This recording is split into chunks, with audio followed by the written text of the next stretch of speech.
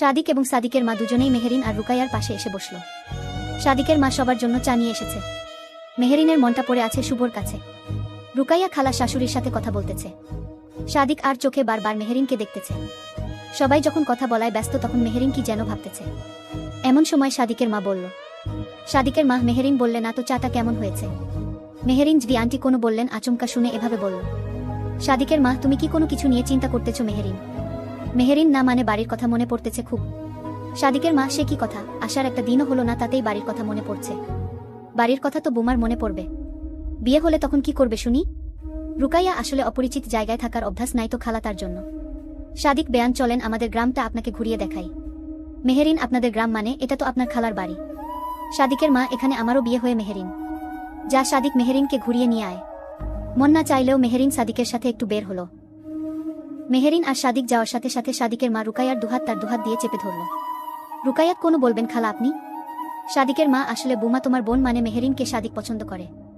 আমার আর তোমার খালুরও পছন্দ হয়েছে তাই বলছিলাম কি মেহেরিনের সাথে সাদিকের বিয়েটা দিতে চাই আমরা। রুকাইয়াত কিন্তু খালা এসব আমাকে না বলে বড় আব্বু বড় আম্মুকে বলতেন। সাদিকের মা না মানে তোমার তো বোন হয় তাই তোমাকেও জানিয়ে রাখলাম। রুকাইয়া নতুন এছাড়া বা আর কি বলবে। সাদিক সম্পর্কেও তেমন জানে না। তাছাড়া মেহেরিন শুভকে ভালোবাসে। ওদিকে আবার রুকাইয়ার বড় আব্বু সেনাবাহিনী ছেলের সাথে মেয়ের বিয়ে দিবে না। মেহেরিনকে নিয়ে পুরা গ্রাম দেখিয়ে বেড়াচ্ছে সাদিক। আর মাঝে মাঝে গ্রামের যে দোকানগুলো আছে সেখান থেকে চিপস বাদাম কিনে দুজনে খাচ্ছে আবার হাঁটতেছে। এক মুহূর্তে মেহেরিনের মনটা ফ্রেশ হয়ে গেল। সাদিক তা বেয়ান কেমন লাগলো আমাদের গ্রামটা? মেহেরিন ভালোই লাগলো, আপনাকে দেখি সবাই চিনে। সাদিক গ্রামের ছেলে, এখানে বড় হয়েছি খেলাধুলা করেছি, চিনবে না? মেহেরিন তা অবশ্য ঠিক বলেছেন আপনি। তো বেয়াই আপনার কি কোনো গার্লফ্রেন্ড নাই? সাদিক না নাই, কারণ আব্বুর করা শাসন ছিল তাই প্রেম করা হয়ে উঠে নাই। কিন্তু এখন একজনকে মনে ধরেছে আমার। মেহেরিন তা মেয়েটাকে আমাকে দেখাবেন না আপনি? সাদিক এখনো তাকে মনের কথা বলি নাই।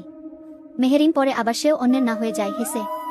সাদিক সেই সুযোগ আর দিতেছি না, কারণ আব্বু আম্মু আজকেই তার বাবা মায়ের সাথে কথা বলবে। মেহেরিন তাহলে তো সরাসরি বুকে নিয়ে আসবেন দেখতেছি। সাদিক মনে করেন সেই রকমই, বিয়ের না হয় প্রেম করব। আরও নানা রকম কথা হলো তাদের দুজনের। একটু আগেও শুভর জন্য মনটা তার ছটফট করেছে, এখন সেটা আর মনে নাই। যখন আবারও বাড়িতে আসলো তখন আবারও শুভর অনুপস্থিতি টের পাচ্ছে। মনটা কিছুতেই মানতেছে না মেহেরিনের। বারবার তার মনে হচ্ছে নিশ্চয়ই কোনো অঘটন ঘটতে পারে। রুকাইয়া যখন দেখল মেহেরিন মন মরা হয়ে আছে তখন তার কাছে এগিয়ে গেল। রুকাইয়া কি রে এভাবে মন মরা আছিস যে? মেহেরিন আপু মনটা আমার কেমন জানি কু ডাকতেছে। রুকাইয়া চিন্তা করিস না, কোনো হবে না। আর বাড়ি থেকে আম্মু ফোন করে জানালো সবাই আসতেছে আমাদেরকে নিতে। মেহেরিন সত্যি বলতেছ আপু আসতেছে সবাই? রুকাইয়া হুমম সত্যি বলতেছি। আর মন মরা হয়ে থাকতে হবে না, চল ঘরে যাই, তোর দুলাভাইয়ের সাথে গল্প করবি। রুকাইয়া মেহেরিনকে নিয়ে তাদের ঘরে গেল। সেখানে গিয়ে মেহেরিন তার দুলাভাইয়ের সাথে গল্প করতে লাগলো। বিকালের দিকে রুকাইয়াকে নিতে সবাই এসেছে। তাদের খাওয়া ব্যবস্থা আগে থেকেই করেছে রুকাইয়ার শ্বশুর বাড়ির লোক। মেহেরিন দেখল শুভ এসেছে তাই মেহেরিন সুযোগ বুঝে শুভকে টেনে নিয়ে রুকাইয়ার ঘরে গেল। তখন ঘরে কেউ ছিল না। ঘরে ঢুকেই মেহেরিন শুভকে জড়িয়ে ধরল। তারপর শুভর ঠোঁটে তার ঠোঁট রাখল। হঠাৎ এমন হওয়াতে শুভ ঘাবড়ে গেল, এখন এই অবস্থায় যদি কেউ দেখে তাহলে খবর আছে। শুভ এটা কোন ধরনের পাগলামি শুনি কিছুটা বিরক্তির সুরে। মেহেরিন এই কাজটা তো আজকে প্রথম করলাম না, এর আগেও যতবার তুমি এসেছো আমার কাছে ততবারই তোমাকে জড়িয়ে ধরে কিস করতাম। শুভ কিন্তু তখন তো গালে কপালে করতেন, আজকে ঠোঁটে কেন? মেহেরিন বিয়ের পরে আরো অন্য জায়গায় কিস করব বুঝলে প্রিয় চোখ টিপে। শুভ ছাড়েন, কেউ দেখে ফেললে কেলেঙ্কারি হয়ে যাবে। এভাবে এখানে থাকা ঠিক হবে না। ছাড়ানো চেষ্টা। মেহেরিন দেখুক কোনো সমস্যা নাই, আমি আমার ভালোবাসার মানুষকে জড়িয়ে ধরেছি। আমি মেয়ে হয়ে ভয় পাচ্ছি না, আর তুমি ছেলে হয়ে ভয় পাচ্ছ কেন? এই তুমি সেনা অফিসার। শুভক ধাত ছাড়েন তো আগে। ওসব ভালোবাসা আর আমার মাঝে নাই, এখনো ওসব আর বুঝি না আমি। মেহেরিন সমস্যা নেই, আমি তো আছি। আবারও না হয় নতুন করে নতুনভাবে ভালোবাসবো তোমাকে, নতুন করে নতুন রূপে ভালোবাসা শিখিয়ে দিব। শুভ ওসব আর জীবনেও হবে না, ছাড়েন তো এবার আমাকে। মেহেরিন এমন গলা কাটা মুরগির মতো ছটফট করতেছ কেন তুমি?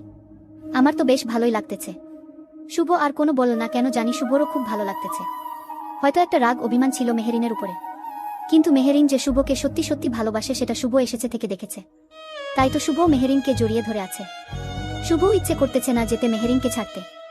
এমন সময় হঠাৎ করে রুকাইয়া ঘরের ভিতরে ঢুকে তাদেরকে জড়িয়ে ধরা অবস্থায় দেখে অবাক। রুকাইয়া বাহ তলে তলে টেম্পু চালাও আর আমি বললে হরতাল। হঠাৎ রুকাইয়ার কণ্ঠ শুনে দুজন দুজনকে ছেড়ে দিয়ে দূরে সরে দাঁড়ালো। শুভ তো লজ্জায় বের হতেও পারতেছে না, কারণ রুকাইয়া দরজার কাছে দাঁড়িয়ে। মেহেরিনের মুখে তো হাসি লেগে আছে।